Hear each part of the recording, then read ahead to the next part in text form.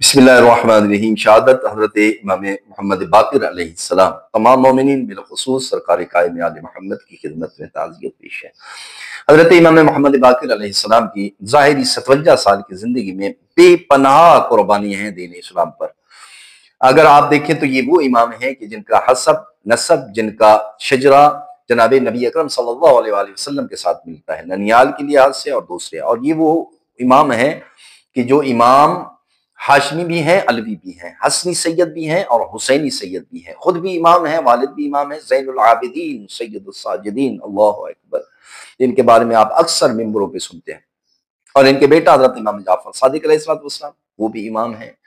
इनके बाबा भी इमाम, इनके नाना भी इमाम, इनके पोते भी इमाम, इनके बाकी यानी ये वो सिलसिला है कि यहीं चलते चलते इन्हीं के फर्जंद में से एक हज़रत कायम आले मोहम्मद हैं जो इस दुनिया में तशरीफ लाएंगे और इस दुनिया को अदल व इंसाफ से भर देंगे।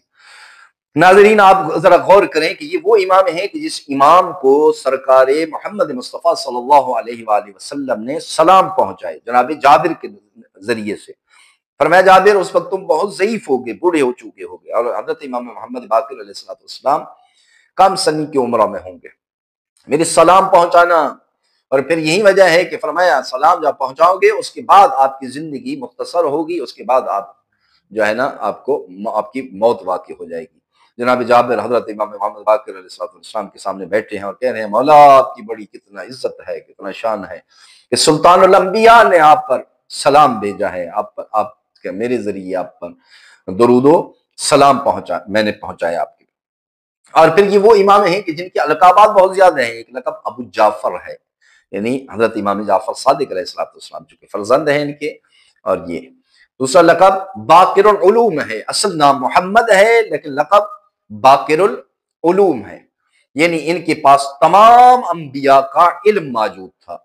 इसलिए इमाम के 40,000 शागिर्द थे जो दूसरे उलूम पढ़ते थे। इसके अलावा दीनी उलूम की तादाद शागिर्दों की बहुत ज्यादा है इमाम। और फिर इमाम अलैहिस्सलाम का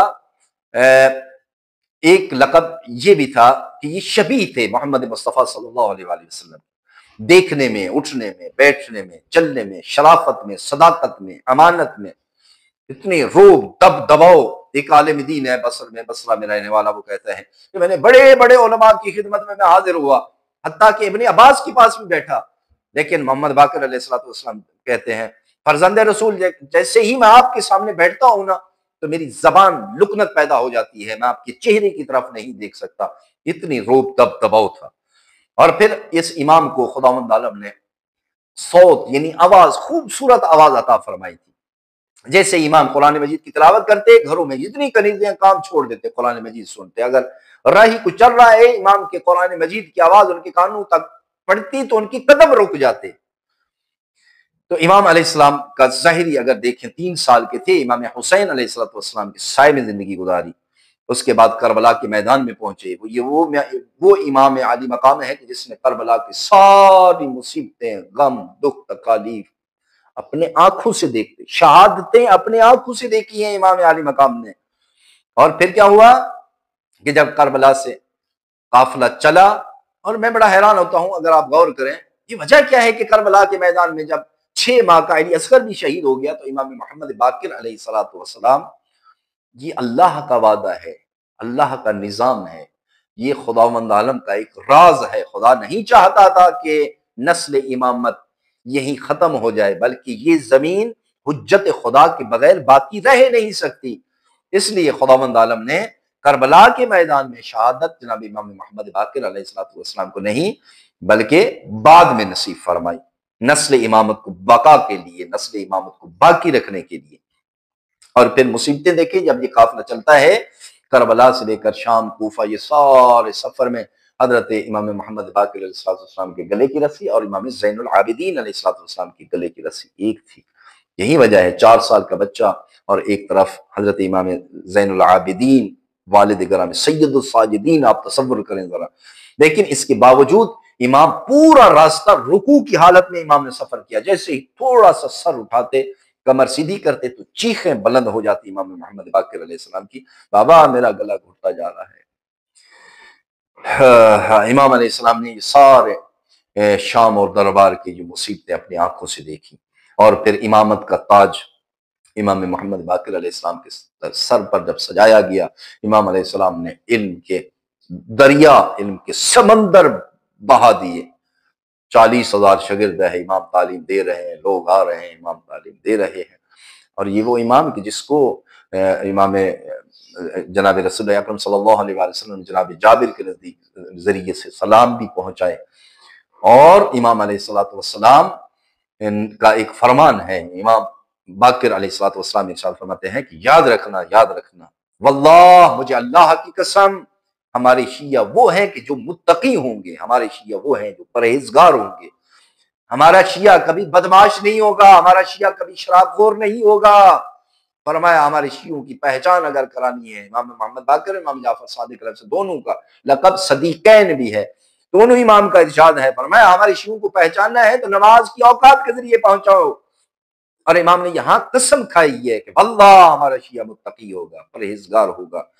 تو امام علیہ السلام نے جب دین اسلام کی نشر و نشاعت کی، پھر ایک موقع ایسا بھی بنا کہ مروان کو ضرورت پڑ گئی امام محمد باقر علیہ السلام کی، وہ جو روم میں ایک شدت پسند عیسائی تھا، اس نے اپنا ایک اور سکہ جاری کیا، جس سکے کی تحریر ایسی تھی کہ اس میں مسلمانوں کی حقارت کو نگاہ سے دیکھا گیا اور اپنی مسالک یعنی عیسائیت کو ابھار کر بڑا بڑا کر بیان کیا گیا۔ تو اس وقت یہ ظاہری طور پر خلیفہ تھا، اس نے سوچا اگر حکومت ہی نہیں رہے گی تو میں خلیفہ کیسا جی۔ تو پھر اس نے امام علیہ السلام کی مدد طلب کی۔ امام علیہ السلام دمشق میں آئے، امام نے مشورہ دیا کہ یہ روم کا سکہ اب نہیں چلے گا، مسلمانوں کے لیے اپنا ہی سکہ تیار کرو۔ انہوں نے فرمایا جب رسول اللہ اگر اپنا سکہ ہو تو اس پہ تحریر کیا ہونی چاہیے؟ امام علیہ السلام نے مشورہ دیا کہ ایک طرف اس کی لا الہ الا اللہ ہو اور دوسری طرف محمد الرسول اللہ ہو۔ اور یہ امام علیہ السلام سب سے پہلے مسلمانوں کا جو سکہ رائج ہوا وہ امام محمد باقر علیہ السلام کے مشورے سے ہوا۔ اور آج تک امام علیہ السلام نے خود ارشاد فرمایا تھا کہ ہمیں بے شک یہ مٹانا چاہتے ہیں نا اہل بیت اطہار کو، مٹا نہیں سکیں گے، ظاہری طور پر مٹا سکتے ہیں، ہمارے قبروں کے نشان تک مٹا دیں، لیکن ہمارے جو کام ہیں وہ باقی رہیں گے۔ اور تا قیام قیامت جیسے کوئی مورخ اس تاریخ پر روشنی ڈالے گا، ہر پہلو پر نگاہ کرے گا تو انہیں ہمارے کام دین اسلام پر نظر آئیں گے۔ ہمارا اس دنیا میں آنے کا مقصد ہی دین اسلام کی ترویج ہے۔ تبلیغ کرتے رہے، نبی اکرم صلی اللہ علیہ وآلہ وسلم کی سیرت پر رہتے ہوئے، اور نبی اکرم صلی اللہ علیہ وآلہ وسلم کی شباہت بھی اللہ نے ان کو عطا کی تھی، روب دبدبا علم ایسا کہ تمام انبیاء کا علوم اکٹھا ہو گیا حضرت محمد باقر علیہ السلام کے۔ جب بنو امیہ نے دیکھا ان کے کام اور ان کے خدمات تو ان کو خطرہ پڑ گیا کہ ہماری حکومت چلی جائے گی، اور پھر انہوں نے وہی حربہ استعمال کیا جو ان کے آباء و اجداد کرتے تھے، زہر دیا اور بڑے فریب کے ساتھ ایک گھوڑے کی زین پر زہر لگایا۔